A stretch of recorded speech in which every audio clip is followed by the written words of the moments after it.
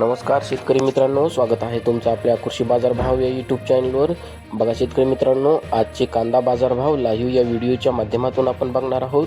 तत्पूर्वी आपण चॅनलवर नवीन असाल व दररोजचे बाजारभाव अपडेट आपल्याला हवे असतील तर या चॅनलला सबस्क्राईब करा आणि या व्हिडिओला नक्की लाईक करा. चला तर व्हिडिओला सुरुवात करूया.